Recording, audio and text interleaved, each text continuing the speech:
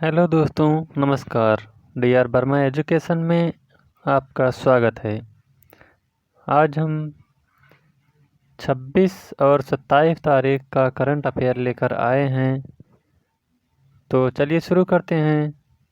पहला पॉइंट है, केरल के पूर्व मंत्री आर्यदान मोहम्मद का हुआ निधन। तो अभी हाल ही में केरल के पूर्व मंत्री और कांग्रेस के वरिष्ठ नेता आर्यदान मोहम्मद का सितंबर 2022 में निधन हो गया। आर्यदान मोहम्मद 8 बार के विधायक थे और मलप्पुरम जिले के नीलाम्बूर निर्वाचन क्षेत्र का प्रतिनिधित्व करते थे। उन्होंने 4 कार्यकालों तक मंत्री के रूप में कार्य किया। वह 2004 में और 2011 से 2016 तक विद्युत मंत्री भी रहे। अगला पॉइंट है, ऑस्कर विजेता लुइस फ्लेचर का निधन।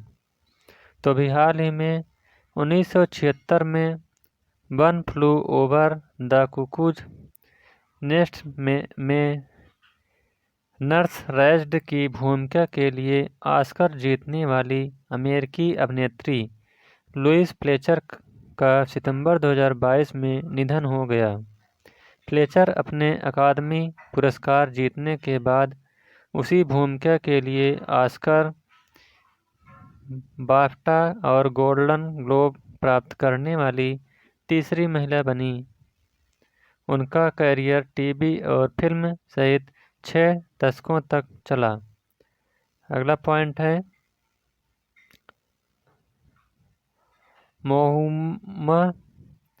मोहम्म स्वच्छ टाइकैथॉन लॉन्च किया। तो अभी हाल ही में आवास और शहरी मामलों के मंत्रालय ने 26 सितंबर 2022 को स्वच्छ टाइकैथॉन का शुभारंभ किया। इस अनूठी प्रतियोगिता में कचरे से खिलौने बनाए जाएंगे। यह ऐसे कुशल डिजाइनों पर ध्यान केंद्रित करेगी जिन्हें बड़े पैमाने पर बनाया जा सकता है और इसके साथ ही नमूना न्यूनतम सुरक्षा मानकों का अनुपालन करने वाले खिलौनों पर भी ध्यान देगी। इसे MyGov के इनोवेट इंडिया पोर्टल पर होस्ट किया जाएगा। Centre for creative learning IIT Gandhinagar इसका नॉलेज पार्टनर है। अगला पॉइंट है, चंडीगढ़ एयरपोर्ट का नाम भगत सिंह के नाम पर होगा। तो अभी हाल ही में 25 सितंबर 2022 को PM मोदी ने घोषणा की कि महान स्वतंत्रता सेनानी को श्रद्धांजलि के रूप में चंडीगढ़ हवाई अड्डे का नाम शहीद भगत सिंह के नाम पर रखा जाएगा। पंजाब और हरियाणा सरकार ने पिछले महीने अगस्त 2022 हवाई अड्डे का नाम स्वतंत्रता सेनानी भगत सिंह के नाम पर रखने पर सहमति जताई थी।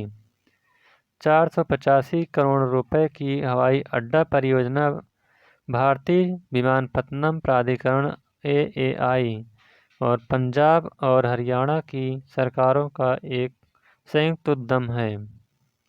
अगला पॉइंट है,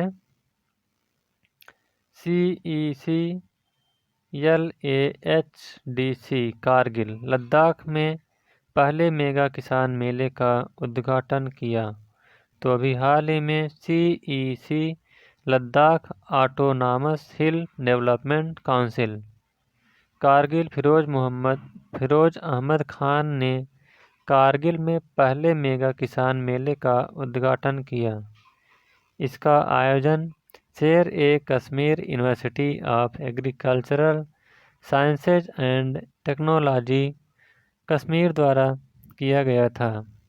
मेले में कृषि विभाग के विशेषज्ञों ने किसानों को नवीनतम तकनीकों और अधिक उपज देने वाली किस्मों और जैविक खेती के उपयोग के बारे में जानकारी दी। अगला पॉइंट है, केंद्र सरकार स्वच्छ वायु सर्वेक्षण शुरू करेगी। तो अभी हाल ही में शहरों में वायु प्रदूषण के स्तर को कम करने के उद्देश्य से केंद्र सरकार स्वच्छ वायु सर्वेक्षण शुरू करेगी। इसका उद्देश्य है 2025-26 तक वायु प्रदूषण को 40% तक कम करना। यह राष्ट्रीय स्वच्छ वायु कार्यक्रम 2019 के हिस्से के रूप में तैयार की गई सिटी एक्शन योजनाओं को लागू करने के लिए देश के 131 शहरों को रैंक करेगा। इन 131 शहरों को जनसंख्या के आधार पर 3 समूहों में वर्गीकृत किया जाएगा। अगला पॉइंट है तेलंगाना में बतुकम्मा पुष्प उत्सव का हुआ शुरू। तो अभी हाल ही में तेलंगाना बतुकम्मा में राज्य पुष्प उत्सव 25 सितंबर 2022 को शुरू हुआ। 9 दिवसीय वार्षिक उत्सव के दौरान महिलाएं और लड़कियां विशेष रूप से व्यवस्थित फूलों के चारों ओर गाने गाती और नृत्य करती हैं। महोत्सव के अंत में स्थानीय तालाबों में फूलों के विसर्जन की व्यवस्था की जाएगी। बतुकम्मा का अर्थ है देवी माँ जिंदा हैं। मुख्य समारोह 3 अक्टूबर को आयोजित किया जाएगा, जिसे सादुल्ला बतुकम्मा के रूप में मनाया जाएगा।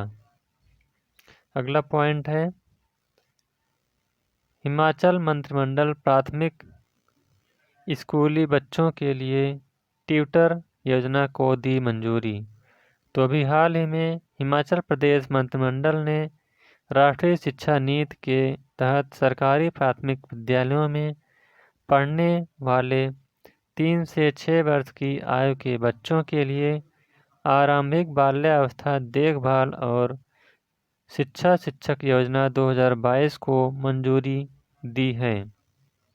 इस योजना में बच्चों के स्वस्थ मस्तिष्क के विकास और वृद्धि को सुनिश्चित करने के लिए कम उम्र में ही उचित देखभाल और प्रोत्साहन की कल्पना की गई है।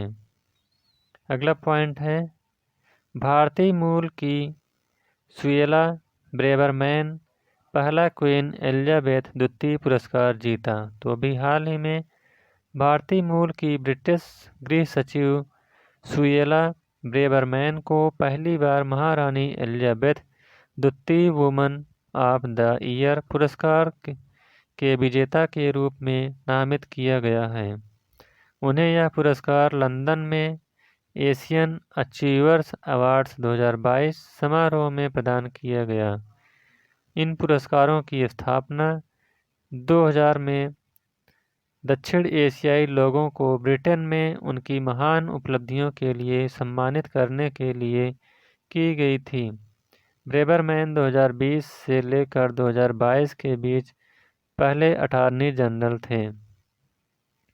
अगला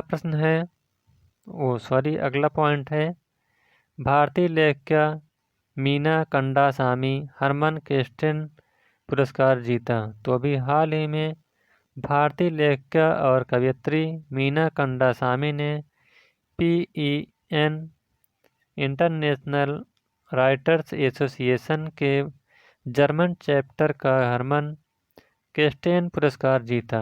उन्हें जाति और जाति उत्पीड़न के विषयों पर उनके काम के लिए यह पुरस्कार सम्मानित किया गया। यह पुरस्कार सताए गए लेखकों के समर्थन में उनके उत्कृष्ट प्रयासों के लिए व्यक्तियों को दिया जाता है। इसका नाम जर्मन उपन्यासकार हरमन केस्टेन के सम्मान में रखा गया है। यह पुरस्कार पहली बार 1985 में दिया गया था। अगला पॉइंट है द्रौपदी मुर्मू मैसूर दशहरा उत्सव का किया उद्घाटन। तो अभी हाल ही में राष्ट्रपति द्रौपदी मुर्मू ने आज चामुंडी पहाड़ियों के ऊपर देवी चामुंडेश्वरी की पूजा अर्चना कर 10 दिवसीय मैसूर दशहरा उत्सव का उद्घाटन किया। कन्नड़ में अपने भाषण की शुरुआत करते हुए राष्ट्रपति ने उत्सव के अवसर पर लोगों को शुभकामनाएं दीं। इस अवसर पर उन्होंने विदेशी औपनिवेशिक शक्तियों से लड़ने में रानी अब्बक्का देवी और रानी चेन्नम्मा द्वारा निभाई गई भूमिका और हैदर अली के सैनिकों का मुकाबला करने वाले चित्रदुर्ग के ओनाके ओबव्वा को याद किया जाता है। अगला पॉइंट है, राष्ट्रपति रॉकेट इंजन निर्माण सुविधा का उद्घाटन करेंगी। तो अभी हाल ही में हिंदुस्तान एरोनॉटिक्स लिमिटेड द्वारा बेंगलुरु में 208 करोड़ की integrated cryogenic engine manufacturing facility की स्थापना की गई। ICMF फैसिलिटी इसरो को एक ही छत के नीचे संपूर्ण रॉकेट इंजन का निर्माण करने में सक्षम बनाएगी। 27 सितंबर को राष्ट्रपति द्रौपदी मुर्मू ICMF का उद्घाटन करेंगी, जिसमें 70 से अधिक उच्च तकनीकी वाले उपकरण और परीक्षण सुविधाएं हैं। अगला पॉइंट है, झूलन गोस्वामी अंतर्राष्ट्रीय क्रिकेट से संन्यास ले लिया। तो अभी हाल ही में भारतीय महिला क्रिकेटर झूलन गोस्वामी ने अंतर्राष्ट्रीय क्रिकेटर से संन्यास ले लिया है। उनका जन्म 1982 में पश्चिम बंगाल में हुआ था। वह दाएं हाथ के माध्यम से तेज गेंदबाज और दाएं हाथ की बल्लेबाज थीं। उन्होंने 204 एकदिवसीय मैच खेले और जिनमें उन्होंने 255 विकेट लिए हैं। उन्हें अर्जुन पुरस्कार 2010 में और पद्मश्री पुरस्कार 2012 में भी सम्मानित किया गया है। अगला पॉइंट है, बंडारू विल्सन बाबू मेडागास्कर में भारत के राजदूत बने। तो अभी हाल ही में IFS अधिकारी बंडारू विल्सन बाबू को मेडागास्कर गणराज्य में भारत के अगले राजदूत के रूप में नियुक्त किया गया है। वह वर्तमान में विदेश मंत्रालय में संयुक्त सचिव हैं। यूरेशिया डिवीजन में संयुक्त सचिव के रूप में काम कर चुके विल्सन बाबू राजदूत अभय कुमार की जगह लेंगे। अगला पॉइंट है, संजय कुमार रेलटेल कॉर्प का MD और अध्यक्ष नियुक्त हुए। तो अभी हाल ही में संजय कुमार को रेलटेल कॉरपोरेशन ऑफ इंडिया के अध्यक्ष और प्रबंधन निदेशक के रूप में नियुक्त किया गया है। वह सिग्नल इंजीनियर्स की भारतीय रेलवे सेवा के एक अधिकारी हैं। रेलटेल एक मिनी रत्न केंद्रीय सार्वजनिक क्षेत्र का उद्यम एक सूचना और संचार प्रौद्योगिकी प्रदाता है। इसका गठन 2000 में एक राष्ट्रव्यापी ब्रॉडबैंड और दूरसंचार नेटवर्क बनाने के उद्देश्य से किया गया था। अगला पॉइंट है, अंत्योदय दिवस 25 सितंबर। तो अभी हर साल भारत में 25 सितंबर को पंडित दीनदयाल उपाध्याय की जयंती के रूप में अंत्योदय दिवस मनाया जाता है, जिन्होंने एकात्म मानववाद की अवधारणा विकसित की थी। वह भारतीय जनसंघ के सह-संस्थापक और एक RSS विचारक थे। अंत्योदय शब्द का अर्थ है गरीब से गरीब व्यक्ति का उत्थान करना और इस दिन का उद्देश्य समाज के अंतिम गरीब व्यक्ति तक पहुंचाना है। यह दिन पहली बार 2014 में मनाया गया था। अगला पॉइंट है, विश्व नदी दिवस 25 सितंबर। तो अभी हाल ही में हर साल सितंबर के चौथे रविवार को दुनिया भर में के देश विश्व नदी दिवस मनाते हैं।